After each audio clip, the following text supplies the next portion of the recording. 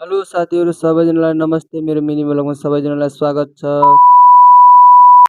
आउनुहोस् आज सन्डेको दिन चाहिँ कसरी बित्छ, हाम्रो चाहिँ यसरी बित्छ, हजुरहरूको कसरी बित्छ कमेन्टमा गएर कमेन्टमा गर्नु होला। हामी चाहिँ आज घुम्न जाँदैछौँ बिचतिर है। बिचको भ्यूहरू देखाइनेछौँ तपाईँहरूलाई। अनि हामी जाँदा जाँदै बिच बाटोमा हामीले चाहिँ धानको खेत देख्यौँ कि कति सुन्दर छ के।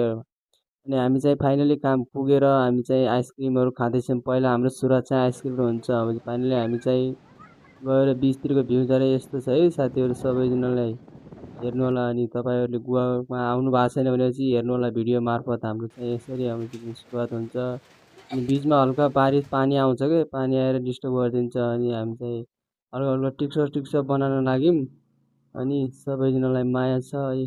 पानी पनि कस्तो हान्छ है छाल पनि। अनि फाइनली हामी चाहिँ रुमतिर पुगेर अनि यस्तो प्र्याङ्क गरेको छोराहरूले मेरो बच्चाहरूले कस्तो नाटकहरू गर्दैछ क्या। अनि फाइनली साथीहरू म चाहिँ अब मेरो चाहिँ ड्युटीको टाइम भइसक्यो, म चाहिँ ड्युटीमा पुगिसकेँ। अनि सबैजनालाई माया छ, मिरिममा सबैजनालाई स्वागत छ। भोलिको भिडियो